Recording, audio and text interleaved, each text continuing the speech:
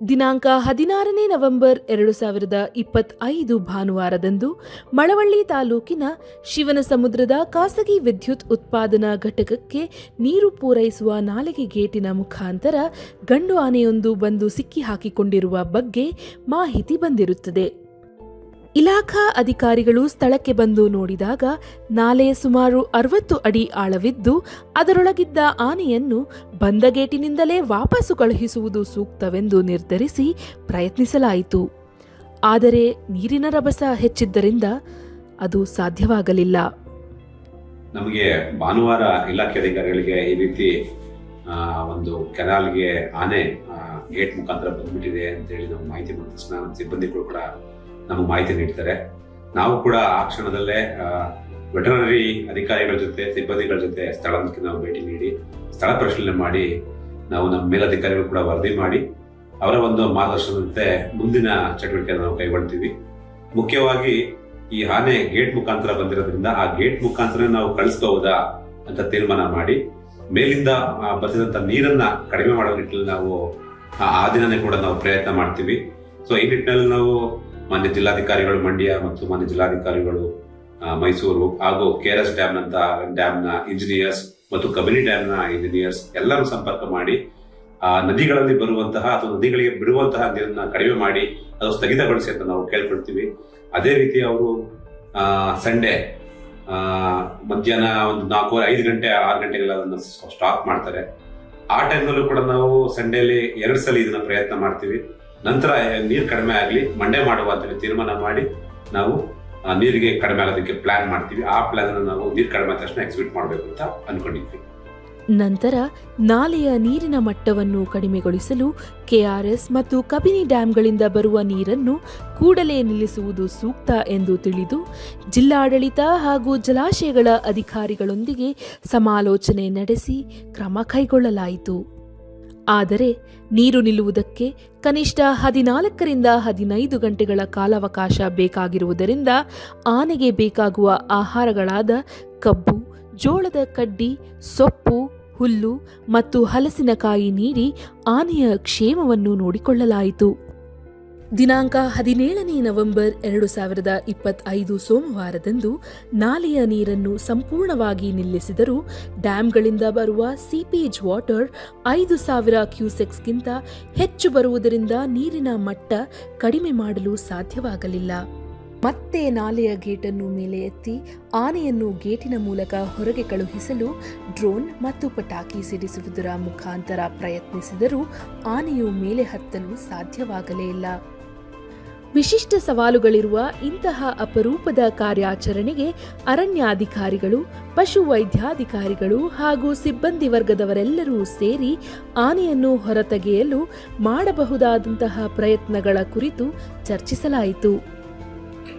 ಸೋಮವಾರ ಮಧ್ಯಾಹ್ನ ನನಗೆ ಮಂಡ್ಯ DCF ಹಾಗೂ ಮೈಸೂರು ವೈಲ್ಡ್ DCF ಕಾಲ್ ಮಾಡ್ತಾರೆ. ನಿಮ್ಮಲ್ಲಿ ಯಾವ್ದಾದ್ರು ಕೇಜಸ್ ಇದೆಯಾ, ಈ ಥರ ಎಲಿಫೆಂಟ್ ಸಿಕ್ಕಾಕೊಂಡಿದೆ ಶಿಫ್ಟ್ ಮಾಡಲಿಕ್ಕೆ ಅಂತ ಹೇಳ್ಬಿಟ್ಟು ಕಾಲ್ ಮಾಡಿದಾಗ ನಾವು ಆಪ್ಷನ್ಸ್ನ ನೋಡ್ತೇವೆ. ಅದರಲ್ಲಿ ಜಿರಾಫ್ ಕೇಜ್ ಇರ್ಬೋದು, ರೇನೋ ಕೇಜ್ ಇರ್ಬೋದು ಎಲ್ಲ ನೋಡ್ತೇವೆ. ಬಟ್ ಅದೇನಾಗುತ್ತೆ ಅಂದ್ರೆ ನಮ್ಮ ಝೂ ಅಲ್ಲಿ ಇರೋ ಅನಿಮಲ್ಸಿಗೂ ವೈಲ್ಡ್ ಅನಿಮಲ್ಸ್ಗೂ ಡಿಫ್ರೆನ್ಸ್ ಏನು ಅಂದ್ರೆ ನಾವು ಝೂ ಅನಿಮಲ್ಸ್ಗೆ ಟ್ರೈನ್ ಮಾಡ್ತೀವಿ ಒಂದು ಪರ್ಟಿಕ್ಯುಲರ್ ಜಾಗಕ್ಕೆ ಹೋಗ್ಲಿಕ್ಕೆ ಅಥವಾ ಕೇಜಿಗೆ ಅಕ್ಲಮಟೈಸ್ ಆಗ್ಲಿಕ್ಕೆ ಟ್ರೈನ್ ಮಾಡಿ ಅದನ್ನ ಡ್ರೈವ್ ಮಾಡ್ತೀವಿ ಕೇಜ್ ಒಳಗೆ. ಬಟ್ ಈ ಕೇಸಲ್ಲಿ ಆ ತರ ಆಗಲ್ಲ, because it is A wild elephant. ನಾವು ಕಂಟೈನರ್ಗೆ ಕಳ್ಸೋದು ಸ್ವಲ್ಪ ಕಷ್ಟ ಆಗುತ್ತೆ. ಆಮೇಲೆ ಮತ್ತೆ ಅದ್ ಸ್ಪೇಸು ಕೂಡ ಚಿಕ್ಕದಾಗುತ್ತೆ ಅಂತ ಹೇಳ್ಬಿಟ್ಟು ಆ ಆಪ್ಷನ್ ಔಟ್ ಮಾಡ್ತೀವಿ. ಅದಾದ್ಮೇಲೆ ಆ ಪ್ಲೇಸಿಗೆ ಹೋಗಿ ನೋಡಿದಾಗ ಆನ್ ಫೀಲ್ಡ್ ನೀರಿದೆ, ಮತ್ತೆ ಅಲ್ಲಿ ಕಂಟೈನರ್ ಇಟ್ರೆ ಅದು ಒಳಗಡೆ ಬರುತ್ತೆ ಅನ್ನೋದು ಸಹ ಸ್ವಲ್ಪ ಡೌಟ್ ಇದೆ. ಲೈಕ್ ಅದನ್ನು ಫಾರಿನ್ ಮೆಟೀರಿಯಲ್ ತರ ಅದು ಕನ್ಸಿಡರ್ ಮಾಡ್ಬಿಟ್ಟು ಒಳಗಡೆ ಬರದೇ ಹೋಗ್ಬೋದು. There is a 50-50 chance. ಅದಾದ್ಮೇಲೆ ನಾವು ಥಿಂಕ್ ಮಾಡ್ತೀವಿ ಸ್ಟ್ರೆಚರ್ ಟೈಪ್ ಏನಾದ್ರು ನಾವು ಮಾಡ್ಬೋದಾ ಅಂತ ಹೇಳ್ಬಿಟ್ಟು. ಫೀಲ್ಡ್ ಅಲ್ಲಿರೋ ಅನಿಮಲ್ ಎಲಿಫೆಂಟ್ ಶಿಫ್ಟಿಂಗ್ ಕೇಜ್ ಬಂದ್ಬಿಟ್ಟು ಪ್ಲಾಟ್ಫಾರ್ಮ್ ಇದೆಲ್ಲ, ಪ್ಲಾಟ್ಫಾರ್ಮ್ ಬಂದ್ಬಿಟ್ಟು ಟ್ರಕ್ಕಿಗೆ ಅಟ್ಯಾಚ್ ಆಗಿರುತ್ತೆ. ಸೊ ಅದೇನಾದ್ರೂ ಮೇಲ್ಗಡೆ ಬಾಡಿ ಪಾರ್ಟ್ ಏನಿದೆ ಅದನ್ನ ತಗೊಂಡ್ಬಿಟ್ಟು ಅದಕ್ಕೆ ನಾವೇನಾದ್ರು ವೆಲ್ಡಿಂಗ್ ಮಾಡಿಕೊಂಡು ಅದರಿಂದ ಶಿಫ್ಟ್ ಮಾಡ್ಬೋದಾ ಅಂತ ನೋಡ್ತೀವಿ. ಅದಾದ್ಮೇಲೆ ಅಲ್ಲಿರೋ ಪವರ್ ಪ್ಲಾಂಟ್ ಸಿಬ್ಬಂದಿಗಳು ನಮಗೆ ಒಂದು ಆಪ್ಷನ್ ಕೊಡ್ತಾರೆ. ಅಲ್ಲಿ ಒಂದು ಗೇಟ್ ಮುರಿದು ಬಿದ್ದಿರುತ್ತೆ, ಅದೇನಾದ್ರು ಹೆಲ್ಪ್ ಆಗ್ಬೋದು ಅಂತ ಕರ್ಕೊಂಡೋಗಿ ತೋರಿಸಿದಾಗ ನಾವು DCF ಅವರು ಮತ್ತೆ ಎಲ್ಲ ನಮ್ಮ ಟೀಮ್ ಎಲ್ಲ ಹೋಗಿ ನೋಡ್ತೀವಿ. ಅದು ಮೋಸ್ಟ್ಲಿ ವರ್ಕ್ ಆಗುತ್ತೆ ಅಂತ ನಮಗೆ ಕಾನ್ಫಿಡೆನ್ಸ್ ಬರುತ್ತೆ. ಬಿಕಾಸ್ ಅದು gate it self is about 4 to 5 ton kgs ಇರುತ್ತೆ ಅದು. ಸೊ ಅದು ಬೆಸ್ಟ್ ಆಪ್ಷನ್ ಅಂತ ಹೇಳ್ಬಿಟ್ಟು ನೆಕ್ಸ್ಟ್ ನಾವು ವೆಟರ್ನರಿಯನ್ಸ್ ಮತ್ತೆಲ್ಲ ಟೆಕ್ನಿಕಲ್ ಟೀಮ್ ಹತ್ರ ಡಿಸ್ಕಸ್ ಮಾಡಿ ನೆಕ್ಸ್ಟ್ ಆಪರೇಷನ್ ಸ್ಟಾರ್ಟ್ ಮಾಡ್ತೀವಿ. ಹಿರಿಯ ಅಧಿಕಾರಿಗಳ ಜೊತೆಯಲ್ಲಿ ಸಮಾಲೋಚನೆ ನಡೆಸಿ ಯೋಜನೆಯನ್ನು ರೂಪಿಸಲಾಯಿತು.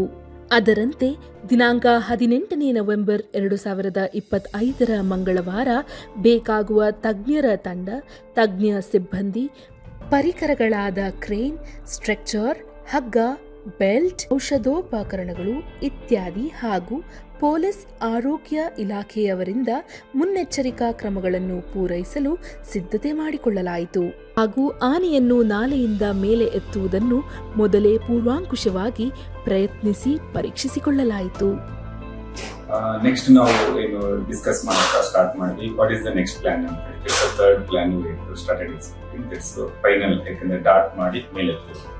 ಸೊ ಡಾಟ್ ಮಾಡಿ ಮೇಲೆ ಎತ್ತುವುದು ಅಷ್ಟು ಈಸಿ ಆಗಿರ್ಲಿಲ್ಲ. ಯಾಕಂದ್ರೆ ಡಾಟ್ ಮಾಡಿದ್ಮೇಲೆ ಅದನ್ನ ವಿತಿನ್ 30 minutes ಒಳಗಡೆ ಇಡೀ ಆಲ್ ಆಪರೇಷನ್ ಮುಗಿಬೇಕಾಗಿತ್ತು. 60 ಅಡಿ ಆಳದಲ್ಲಿರುವಂತ ಆನೆನ ನಾವು ಮೇಲೆ ತರೋದು ಅಂದ್ರೆ ಅಷ್ಟು ಈಸಿ ಕೆಲಸ ಅಲ್ಲ. ಸೊ ಹಾಗಾಗಿ ಕ್ರೇನ್ ಕೆಪಾಸಿಟಿ ಚಾಲೆಂಜಸ್, ನಮ್ಮ ಸ್ಟಾಫ್ ಸೇಫ್ಟಿ, ಎನಿಮಲ್ ಸೇಫ್ಟಿ ಎಲ್ಲವೂ ಕೂಡ ನಾವು ನೋಡ್ಬೇಕಾಯ್ತು.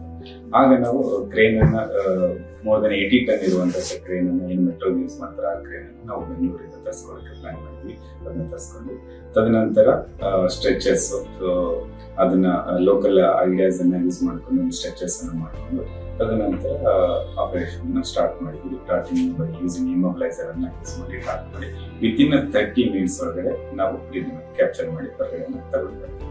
ಬಟ್ ಆ ಟೈಮ್ ಅಲ್ಲಿ ಆ ಸಿದ್ಧತೆನ ಮಾಡ್ಕೊಂಡಿರೋದು ನಮ್ಗೆ ತುಂಬಾ ಹೆಲ್ಪ್ ಆಗ್ತದೆ. ಸ್ಟಾಫ್ ಸೇಫ್ಟಿಗೆ ಕಂಟೈನರ್ಸ್ ಇರಲಿ, ರೋಪ್ಸ್ ಇರಲಿ, ಆಮೇಲೆ ಪ್ರತಿಯೊಂದು ಇದನ್ನ ಹಂತದಲ್ಲೂ ಕೂಡ ಒಂದು ಚೂರು ವ್ಯತ್ಯಾಸ ಆಗಿರೋದಂಗೆ ನಮ್ಮ ಟೀಮ್ ಕೆಲಸ ಮಾಡ್ತೀವಿ. Mysuru, India district complete staff even zoo success ಆನೆನ ಹೆಲ್ತ್ ಏನು ಎಷ್ಟು ಚೆನ್ನಾಗಿತ್ತು ಅಷ್ಟೇ ಚೆನ್ನಾಗಿ ಆನೆನ ಕಾಡಿಗೆ ವ್ಯವಸ್ಥೆಯನ್ನು ಮಾಡ್ಕೊಂಡು ಪಶು ವೈದ್ಯಾಧಿಕಾರಿಗಳು ಹಾಗೂ ಸಿಬ್ಬಂದಿಗಳ ರಕ್ಷಣೆಗೆ ಕಂಟೈನರ್ ಅನ್ನು ನಾಲೆಯೊಳಗೆ ಇರಿಸಿ 4 ಕಡೆ ಹಗ್ಗವನ್ನು ಬಿಡಲಾಗಿತ್ತು. ಪಶು ವೈದ್ಯಾಧಿಕಾರಿಗಳು ಮತ್ತು ತಜ್ಞರ ಸಿಬ್ಬಂದಿಗಳನ್ನು ಹೈಡ್ರಾಲಿಕ್ ಕ್ರೇನ್ ಮುಖಾಂತರ ನಾಲೆಯ ಅರ್ಧ ಭಾಗಕ್ಕೆ ಇಳಿಸಿ ಹೆಚ್ಚು ನೀರಿದ್ದ ಕಡೆ ಅಡ್ಡಾಡುತ್ತಿದ್ದ ಆನೆಯನ್ನು ಪಟಾಕಿ ಸಿಡಿಸಿ ನಾಲೆಯ ಮಧ್ಯಭಾಗಕ್ಕೆ ಕರೆತಂದು ಅರವಳಿಕೆ ಚುಚ್ಚುಮದ್ದು ನೀಡಲಾಯಿತು. ಆನೆಯು ಯಾವ ದಿಕ್ಕಿಗೆ ಬೀಳುತ್ತದೆ ಎಂಬುದು ಆತಂಕದ ವಿಷಯವಾಗಿತ್ತು. ಏಕೆಂದರೆ ಆನೆಯು ಬೀಳುವಾಗ ಅದರ ಸೊಂಡಿಲು ಮತ್ತು ಬಾಯನ್ನ ನೀರು ಹರಿಯುವ ದಿಕ್ಕಿಗೆ ವಿರೋಧ ಹಾಕಿ ಬಿದ್ದರೆ ಇದರ ಮುಖಾಂತರ ನೀರು ಹೋಗಿ ಆನೆಯು ಸಾಯುವ ಸಂಭವವಿತ್ತು. ಆದರೆ ಅದೃಷ್ಟವಶಾತ್ ಆನೆಯು 35 ನಿಮಿಷದ ನಂತರ ಪೂರ್ಣ ಮಂಪರಿನಿಂದ ಕೆಳಗೆ ಕೂತ ತಕ್ಷಣವೇ ಈಗಾಗಲೇ ಸಿದ್ಧರಿದ್ದ ವೈದ್ಯರು ಮತ್ತು ಸಿಬ್ಬಂದಿಗಳು ಹೈಡ್ರಾಲಿಕ್ ಕ್ರೇನ್ ಮತ್ತು ಹಗ್ಗಗಳನ್ನು ಬಳಸಿಕೊಂಡು ತಕ್ಷಣವೇ ಆನೆಯ ಹತ್ತಿರ ಹೋಗಿ ಹರಿಯುವ ನೀರಿಗೆ ಬೆನ್ನು ಮಾಡುವಂತೆ ತಳ್ಳಿ ಮಲಗಿಸಲಾಯಿತು. ನಂತರ ಪಶು ವೈದ್ಯಾಧಿಕಾರಿಗಳು ಆರೋಗ್ಯ ತಪಾಸಣೆ ಮಾಡಿ ಮಾವುತರು ಹಾಗೂ ಚಿರತೆ ಕಾರ್ಯಪಡೆ ಸಿಬ್ಬಂದಿಗಳು ಸೇರಿ ಕಾಲಿಗೆ ಬೆಲ್ಟನ್ನು ಕಟ್ಟಿ ಕಬ್ಬಿಣದ ಪ್ಲಾಟ್ಫಾರ್ಮ್ ಮೇಲೆ ಮಲಗಿಸಲಾಯಿತು. ನಂತರ ಹೆಚ್ಚು ಸಾಮರ್ಥ್ಯವುಳ್ಳ ಕ್ರೇನ್ ಸಹಾಯದಿಂದ 60 ಅಡಿ ನಾಲೆಯಿಂದ ಆನೆಯನ್ನು ಮತ್ತು ಇಳಿದಿದ್ದ ಎಲ್ಲ ಸಿಬ್ಬಂದಿಗಳಿಗೆ ಯಾವುದೇ ಅನಾಹುತ ಸಂಭವಿಸದಂತೆ ಸುರಕ್ಷಿತವಾಗಿ ಮೇಲೆ ತರಲಾಯಿತು. ಮೇಲೆ ಬಂದ ನಂತರ ಆನೆ ಇದ್ದ ಪ್ಲಾಟ್ಫಾರ್ಮ್ ಅನ್ನು ಲಾರಿಯಲ್ಲಿ ಇರಿಸಿ ವೈದ್ಯರ ತಂಡ ಪ್ರಥಮ ಚಿಕಿತ್ಸೆ ನೀಡಿ ಆನೆಯ ಆರೋಗ್ಯವನ್ನು ಕೂಲಂಕಷವಾಗಿ ಪರಿಶೀಲಿಸಿ ಆನೆಯು ಆರೋಗ್ಯವಾಗಿರುವುದನ್ನು ಖಾತರಿಪಡಿಸಿಕೊಳ್ಳಲಾಯಿತು. ನಂತರ ಆನೆಯನ್ನು ಲಾರಿಯ ಮುಖಾಂತರ ವಿದ್ಯುತ್ ಉತ್ಪಾದನಾ ಘಟಕದಿಂದ ಹೊರಗೆ ತಂದು ಪ್ರಜ್ಞೆ ಬರುವ ಚಿಕಿತ್ಸೆ ನೀಡಲಾಗಿ ಆನೆಯು ಕ್ಷಣಾರ್ಧದಲ್ಲಿ ಎಚ್ಚರಗೊಂಡು ಚೇತರಿಸಿಕೊಂಡು